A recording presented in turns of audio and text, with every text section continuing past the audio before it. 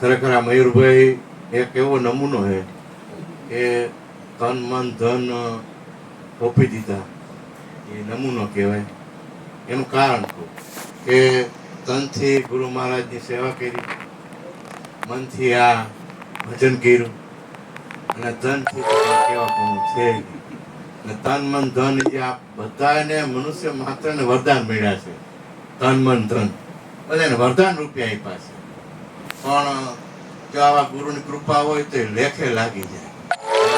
હવે અત્યારે હયાતીમાં તો આ નહીં ઓળખાય, પણ એનો દેહ નહીં હોય ને પેટ ભરી ભરી વખાણ થાય. પ્રેમી હતા ને આવા હતા, પણ તારા ખીચામાં બંડલ તો હતું.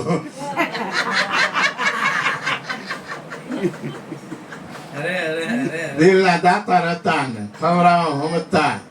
પણ કાકા ઈ તને ઉપદેશ આપ્યો, પણ તારા ખીચામાં કેમ હાથ નથી જાતો? આ જગત છે, આ જગત ને ભગત ને આટલાથી પડતું. જગત ને અનેક નું ભજન કરવું, આ એક નું ભજન કરવું, બરાબર? એટલે એના વખાણ નથી કરતો, આપણે જો એવું એ જ કીધું ને, સાચું કેવું એ પૂજાય, એને જ કીધું, સત્ય કીધું પૂજાય, બરાબર? એટલે સારું બોલવું અને રેણી ને કેણી બે બહુ અઘરો મુદ્દો, બહુ અઘરો મુદ્દો. એમને ન આ થતું હોય, સમજ્યા? ઘણું આની અંદર આવતું હોય, એ કઈ મોઢે ન બોલાતું કે બારે નો નીકળતું હોય, બરાબર? એટલે એને એક દ્રષ્ટાન આપવું તન મન ધન નું, આપણને બધાને મળેલા. એટલે દરિદ્ર બ્રાહ્મણ હતો, બરાબર? અને બે માણસ ને એક દીકરો, વૃદ્ધ 65 વર્ષની, મારી ઉંમર જેટલી. બે માવતર ને એક દીકરો, બે રીએ. પણ બ્રાહ્મણ એટલો બધો ભોળો ને કે શિવની ભક્તિ કરે પણ સારું ખાવાનું ભેગું થાય નહીં. એમાં શંકર ભગવાન નીકળ્યા, પ્રસન્ન થયા, બોલ બોલ માગો. એ કે 60 વર્ષ 65 વર્ષ કે આમાં કે હું તમને ત્રણેયને એક એક વરદાન આપું, એક એક વરદાન આપું, બરાબર? તો કે કાંઈ વાંધો. એટલે બ્રાહ્મણના ઘરેથી ગોરાણીમાં હતા, એ ક્યારું મોડિયો આવ્યો તે તું દુઃખી છો, મોડિયો ઉતાર્યો તે તું આમ છે, જન્મથી દુઃખી છો. અને કાંઈ મેળ આવ્યું નહોતું, કાંઈ રૂપારું થવાનું. અને એને વર્તનમાં 16 વર્ષની સુંદરી થઈ જાવ, અને તરત જ થઈ ગઈ સુંદરી. અને ગઈડો બાપનો ઓલો છોકરો બે બેઠા હતા, ત્યાં જોગાન જોગ રાજા નીકળ્યા. કે આ મારા રાજ્યમાં, મારા ગામમાં આવી સુંદરી કોઈ દી જોઈ નથી. અને રાજા વાજા વાંદરા નજરમાં આવી ગઈ. એટલે એને પૂછ્યું, બે જાવ પાસે ઘોડાગાડીમાં?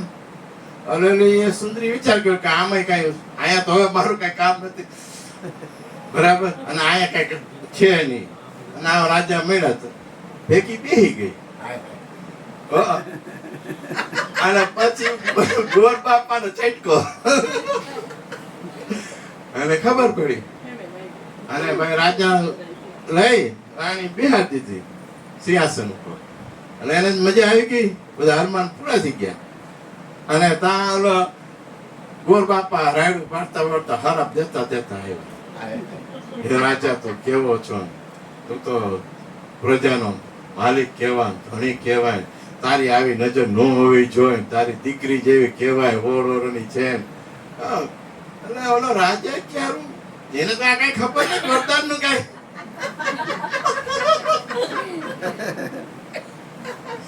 એને કઈ ખબર નહીં વરદાન નું કઈ. અને પછી રાજા કે હું છે એટલું બધું ખરાબ દેશ કે એ કે પદીએ જ ને કોકની ઘરવાળી લ્યો. એ કે તું ક્યાં ના કે તારી ઘરવાળી આ હોય જ નહીં. એ કે ભાઈ એમના વરદાન મેળવ્યું એટલે સુંદરી થઈ ગઈ છે મારી ઘરવાળી. એ કે આમાં કઈ મેળ આવતો, તારા આમું જો ને આમું જો કઈ મેળ આવતો નથી. એટલે ઓલો બ્રાહ્મણ કે તો પૂછજો એને. એટલે સુંદરી પૂછ્યું કે તારો ઘરવાળો હે? એટલે કે ઓમે હવે અહીંયા કઈ છે નહીં, કઈ કહેવાય નહીં. ના કે ઈ મારો ઘરવાળો નથી. અને બ્રાહ્મણ પાછો કે અરે ના પાડી એ કે અમે હવે અહીંયા જઈને કાંઈક હવે આ રાજા મૂકીને થોડું ત્યાં જવાય. એટલે એમ કે નહીં. તો કે હવે શું કરવું? બ્રાહ્મણ ખીજા અને એની પાસે વરદાન તો હતું જ. એટલે એ કે એને માગી લીધું. એ કે અત્યારે તું બકરી થઈ જા. તો તરત બે કરવા માંડી. ત્યાં રાજાના દરબારમાં બે કરવા માંડી. એટલે તો કે શું કરવાનું? કાન પકડીને હાથો થયો બ્રાહ્મણ. બરાબર. તો રાજા કે હવે તાર રાખી કે હવાનું જ રાખે. બકરી નું કરીશ. આ તો સુંદરી હોત તો રાખે. બકરી કઈ વાર જ થતી. અને બ્રાહ્મણ થયો આવતો ઘરે દીકરો બેઠો હતો, એનું વર્તન બાકી હતું. એટલે બાપા કે કેમ ગયા માર માં? એ કે આ રાજાને પ્રાણી થઈને બે ગઈ હતી.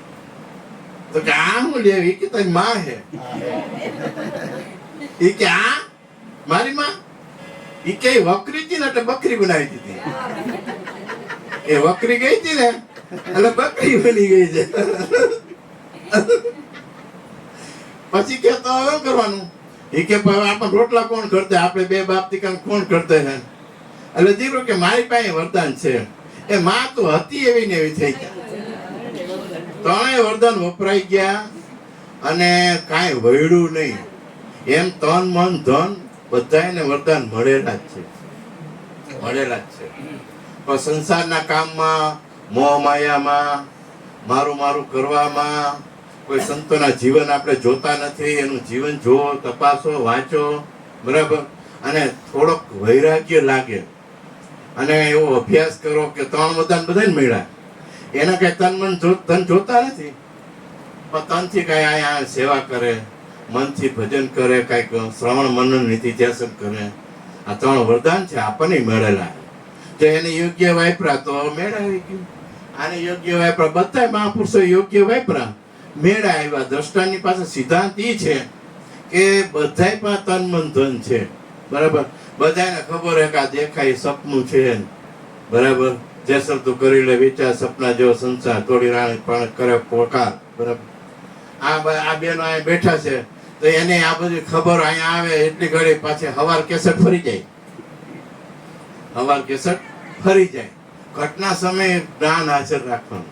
ઘટના સમય હાવ હોય તો ભલે, બે માણા હોય તો ભલે, દીકરો હોય તો ભલે, ઘટના સમયે જ્ઞાન હાજર રાખવાનું. હું કોણ ને કેવડો એ અહીંયા બધા આપણે બેઠા ને બધાને ખબર હોય. બરાબર. હવે અહીંયા કાંઈ અડતું નથી ને આ કેમ અડી જાય છે? એ જાગૃતિ રાખો. તમારા સ્વરૂપને કાંઈ અડતું નથી. ત્યાં અમારા નાથે બેહાર દીધા છે અને વરે કાંઈ લીધું નહીં તમારી પાસે. બરાબર. કાંઈ લીધા વગર આવી અમૂલક વસ્તુ દઈ દીધી અને આ સપનાના ખેલમાં જગાડી દે. એટલે થોડોક મનનો ગુરુ મન બનાવી. બરાબર. એક ભાઈને બહાર ગામ જાઉં તું સવારમાં, તો એને ઘરવાળી કે હું સુટકેસ ભરલો, ઓલો થાકો પાકો આવ્યો હતો એટલે એ પલંગ ઉપર ઉઠતો, ઘરવાળી સુટકેસ ભરતી હતી. એટલે સુટકેસ ભરતી તેમાં એને સપનું આવ્યું. ઘરવાળાને થાક્યો હતો તો સપનામાં એને ખૂન કરી નાખ્યું. સપનામાં ખૂન કરી નાખ્યું ને તો 10 વર્ષની જેલ થઈ. ઓલી ઘરવાળી સુટકેસ પડતી સવાર 4 વાગે બારગામ જવું તો જેલ થાય એમાં 5 વર્ષ ભોગવાઈ ગયા. કેસ આવેલું બધું થયું, 5 વર્ષ ભોગવાઈ ગયા. તો આ ઘરવાળી કે હાલો ઉઠો, સુટકેસ ભરાઈ ગઈ. ઓલો ઉઠો ને મીંડો રોવા, દેખા રો કરવા મીંડો. પણ હું રાયડું નાખો, બધા માણસો ભેગા થઈ ગયા. એ કે પણ મેં ખૂન કરી નાખ્યું, કેસ આવેલો, 10 વર્ષ સજા પડી અને ભોગવાઈ કે બીજા ચાનું મના રાયડ કરો માણા ભેગું કર્યું. કેમ કે એ સાચું ન હોય, સપનું સાચું ન હોય. બોલો કે 5 વર્ષ ભોગવાઈ ગયા. બધા માણસો આવ્યો કે કાંઈ સાચું ન હોય, વિચાર પાછો ઓલો હું પાછો ઓલો કે 5 વર્ષ બાકી તો એનું શું થયું છે? વરી રાયડો નાખવા બેઠો. વરી મહેર બાપુ જેવો આવ્યો કે વરી હું રાયડો નાખું. એટલે મહેર બાપુ કીધું કે હજી મારે 5 વર્ષ બાકી છે. ઈ કે તું જાગી ગયો એટલે માફ થઈ ગયું. કે જાગી જાય એના કર્મ ની બધા માફ થઈ જાય. કર્મ ભર્મ કો ભાગ દે છોડ કર સદગુરુ કી સેવ. કર્મ ભર્મ કો ભાગ દે કર સદગુરુ કી સેવ. ઓર નથી કોઈ સદગુરુ સિવાય અમર દેવ. બોલો સદગુરુ મહારાજ. આ જા દીકરા જા. આવજો મારો દીકરો.